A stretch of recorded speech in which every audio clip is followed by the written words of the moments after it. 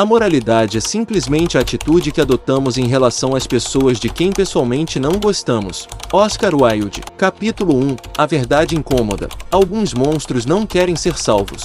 A primeira mentira que contamos a nós mesmos é esta: todo mundo pode ser salvo, que existe uma centelha de bondade esperando para ser resgatada dentro de qualquer ser. Talvez isso seja verdade para humanos, mas Sukuna não é humano. Ele é a prova viva de um paradoxo antigo. Nietzsche escreveu: quem luta com monstros deve cuidar para não se tornar um. Mas Sukuna destrói até esse conselho.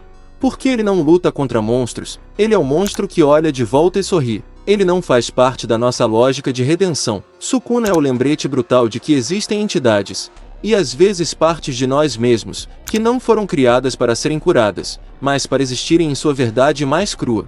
Ele não busca desculpas, não procura justificativas, não deseja perdão. E o que realmente nos assusta não é sua crueldade, mas sua liberdade. Liberdade das expectativas, da moral, das correntes sociais que moldam cada pensamento que temos. Sukuna age porque quer, ele destrói porque pode. E isso quebra o mundo de quem passou a vida acreditando que tudo precisa de um motivo. Mas o incômodo profundo surge quando percebemos o espelho. Existe uma parte nossa que inveja essa ausência de culpa. A parte que quer se impor, quer romper limites, quer existir sem se desculpar o tempo todo. Uma parte reprimida, sufocada, domesticada pela sociedade. Sukuna é perigoso porque materializa aquilo que você nunca admitiria em voz alta. Alguns monstros não querem ser salvos. E Sukuna deixa uma pergunta no ar, tão silenciosa quanto devastadora. O que dentro de você quer redenção?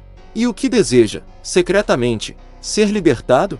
Jung e a sombra. Sukuna como a face reprimida da humanidade. Carl Jung dizia que a sombra é tudo aquilo que você é, mas não admite ser. E quando olhamos para Sukuna, não estamos vendo apenas um vilão, estamos vendo a sombra humana levada ao extremo. Ele é a encarnação daquilo que reprimimos por medo, vergonha ou convenção social. Jung afirmava: até você tornar o inconsciente consciente, ele irá dirigir sua vida e você chamará isso de destino.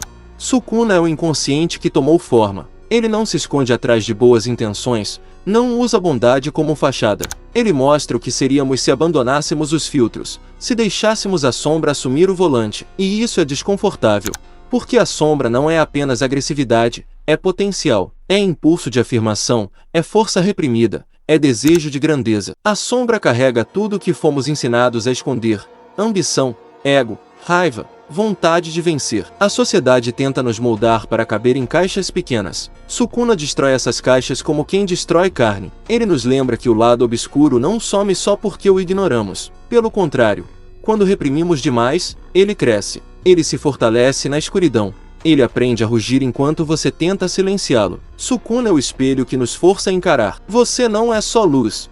Você não é só bondade. Você carrega um monstro dentro de si, não para ser solto, mas para ser compreendido. Porque apenas quando você reconhece sua sombra, você deixa de ser escravo dela. E talvez essa seja a maior lição que Sukuna entrega, mesmo sem querer. A crueldade como liberdade. Sukuna vive sem as correntes que aprisionam você.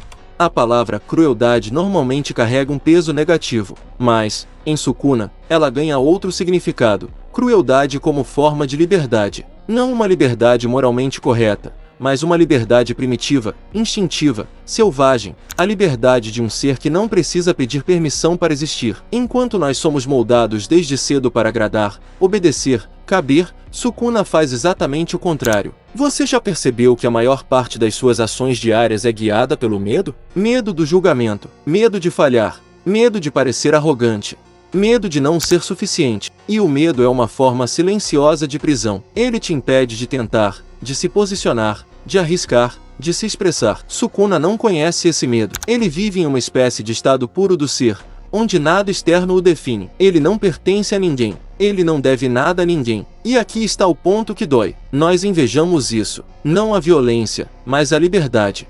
Não a maldade, mas a ausência de medo. Sukuna vive uma verdade que muitos nunca terão coragem de tocar: a verdade de ser quem se é, sem moderação, sem desculpas, sem máscara. Claro, isso o transforma em um monstro, mas também expõe o quanto nós sacrificamos partes essenciais de nós mesmos para sermos aceitos. Sukuna é a liberdade perigosa que você não ousa viver. O espelho final. O que Sukuna quer que você enxergue quando olha para ele? No fim de tudo, Sukuna não quer compreensão, redenção ou justificativa. Ele não quer ser amado e também não quer ser odiado. A verdade é simples e brutal. Sukuna não quer nada de você. E, paradoxalmente, é isso que o torna um espelho tão poderoso. Porque aquilo que não deseja manipular você, revela você por inteiro. Quando olhamos para Sukuna, enxergamos aquilo que tentamos esconder a vida inteira. O ressentimento acumulado, a força reprimida, o ego sufocado, a ambição que nunca foi dita em voz alta. Ele nos obriga a admitir que existe algo dentro de nós que não é dócil, que não é pacífico, que não é iluminado. E Jung já avisava, ninguém se ilumina imaginando figuras de luz, mas tornando consciente a escuridão. A verdadeira lição não é imitar Sukuna, seria a destruição. A verdadeira lição é olhar para ele e enxergar a parte de si que você tem medo de encarar. A parte que quer ser reconhecida, não para dominar o mundo, mas para dominar sua própria vida. No fim, o monstro sem culpa existe para revelar uma verdade que muitos evitam. Se você não dominar aquilo que existe dentro de si, aquilo que existe dentro de si dominará você.